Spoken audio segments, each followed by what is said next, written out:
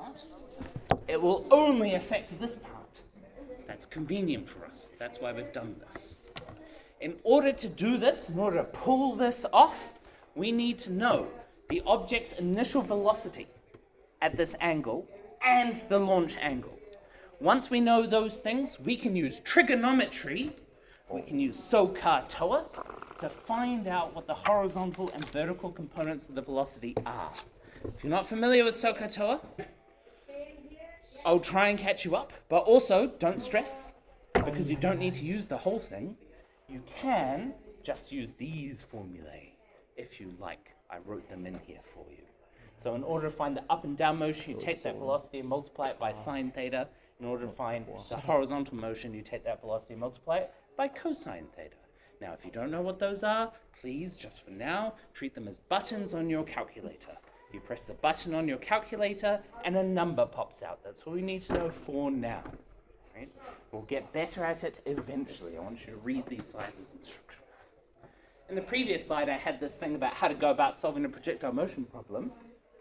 Typically, what we want to know is, for some initial velocity at some angle, how far does it go? That's a good question. How far does it go if you know the initial velocity and the angle that it was launched at? How far does the projectile go? That's normally what we want to know. The first step is going to decompose the velocity. That means this. It means breaking it up into a horizontal and vertical component, and then finding out how long it's in the air for. Now this is all algebra, so I'm going to draw some extra stuff on the board. I was hoping that my stuff from yesterday was still here, but instead it's biology. Sorry everyone. Good stuff. You might prefer biology, I understand. Get out of here, adaptations. Oh my god. I want to know human biology, not taking adaptations.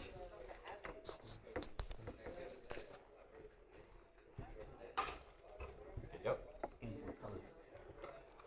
So we've got something going up and then down again. Oh, this pen is awful. It's because I leave my pens here on the board and then all the good ones get taken. And the bad ones left behind, but Glenn's left his whiteboard eraser here, so shout out to Glenn. Yeah, shout out to Glenn. Try this. I don't think I can even see it. Oh, that's not great either.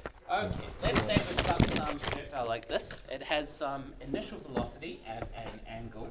Notice that the projectile trajectory is curved, but I represent the velocity with a straight line. That's the velocity here, from that point, from the very beginning. Represent it with a straight line.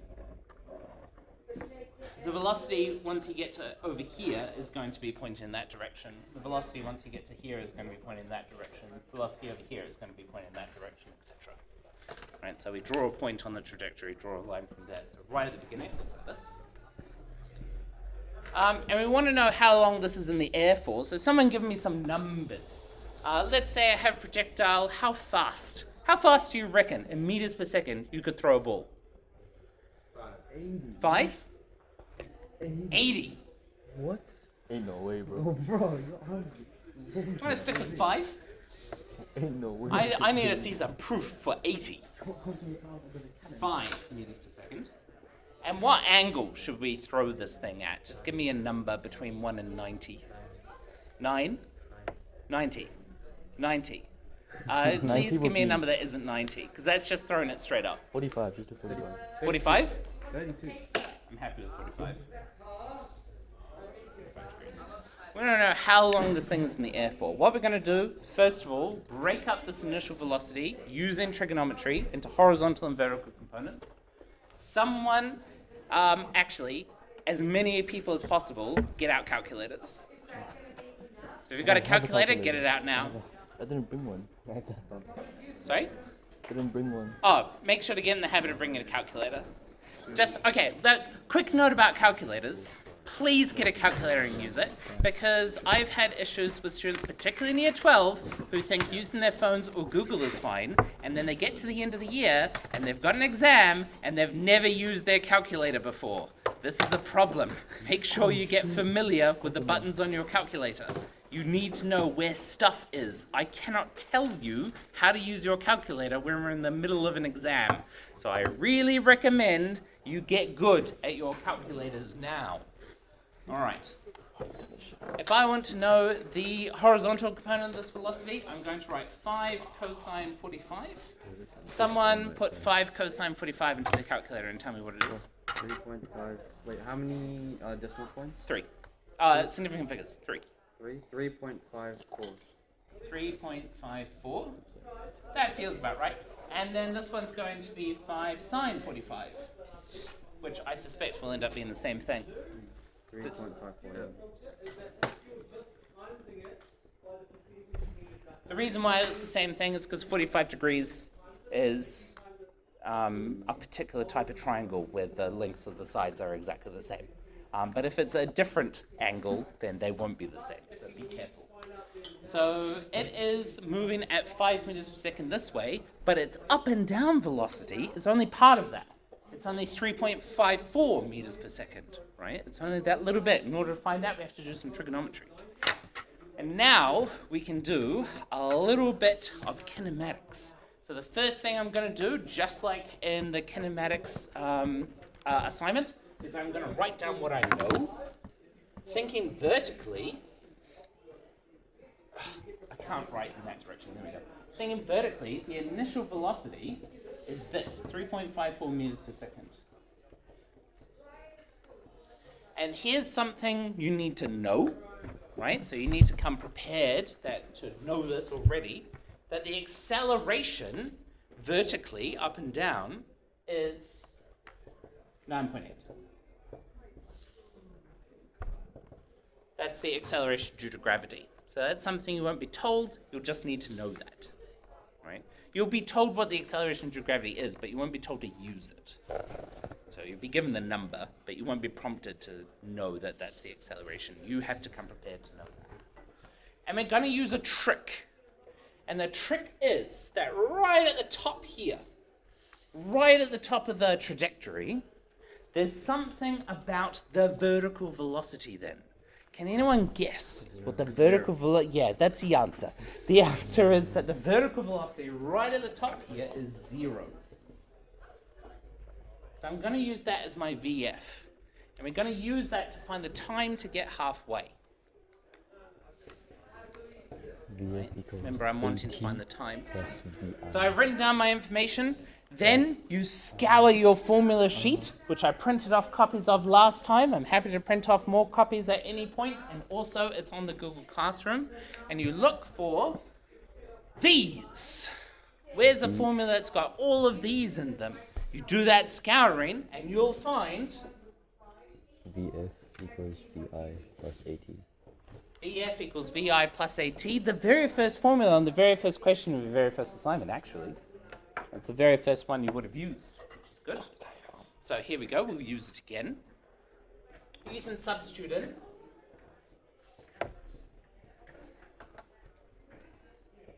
Rearrange to find T. And I need 3.54 divided by 9.8.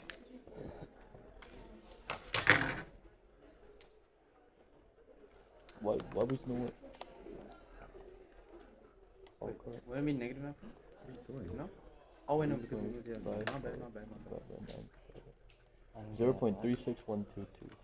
0.36. 1. 1. Yeah. 0.361 seconds. That's pretty normal. It's normal to have a small time, just because, like, count how long it takes. Not that long. Things go up and down pretty quickly, so expect to get times that are reasonably small. That's the time to halfway. Yeah, not that long, a couple of seconds or so. That's the time to halfway. In order to get the full time, guess what we're going to do? We're going to double it. You're absolutely right. So the full time, which we call the time of flight, 0.722. Right? If you double that, 0.722. I think some of the calculator, hopefully confirm. Okay, that is how long it's in the air for. Now we can use that to find out how far it goes, because I want you to think vertically versus horizontally here. Velocities mean something different. The velocity vertically starts off lots, goes to none, ends up negative. The distance vertically really represents how high it goes. So if you're finding the distance with your vertical information, you're finding the height. The acceleration vertically is gravity, that's fine. The time vertically is the same as the time horizontally. Time is the thing that connects the vertical and the horizontal. And the reason why is because this is a single object. You know, by the time it gets to here, it's... How do I put this? It's tracing one object. So the time vertically is the same as the time horizontally. It's the one thing. It's going to land. I'm putting this in a confusing way. How did I say it yesterday? It was much better. Time is the same. If you find the vertical time, you can use that with the horizontal information. The time connects both of them. So if we know the time, we can find horizontally some things. And then finding the horizontal distance should just give us, so if we use this horizontal thing here,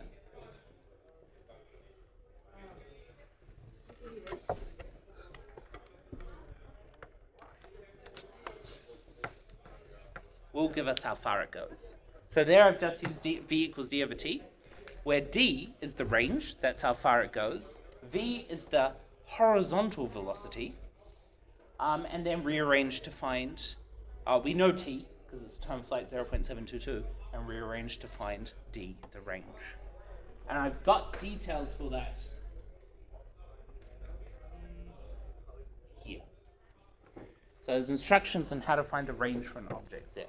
But here I've done it algebraically, and so I wanted to put some numbers to it. So I put some numbers to it here. Notice that in order to find out how far it goes, how long it's in the air, and even actually how high it goes, all you need to know is the initial velocity and an angle. With just that information, you can find out everything else by first decomposing the vectors, second, finding out how long it's in the air for, and third, finding the range using the horizontal information. That's pretty neat, I think. You use them in complicated ways. Actually, here it is. So here I've done all of that just with algebra and spat out for you a formula for the range. It looks complicated, but the only variables here are initial velocity and theta, which is pretty good. So this has baked into it the decomposition of vectors. And I ask you to do a similar thing, except for height in your assignment, to the very last question. So take a look at that and try and replicate it, but for height in the assignment. It's like easier than it looks, but it looks really, really fancy. So it's a nice thing to do, yeah?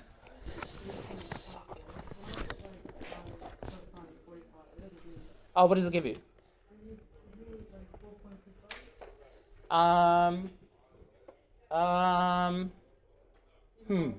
I believe. Do you have it in degrees? Yeah? Do you have it in degrees? Can I try? Yeah, you can.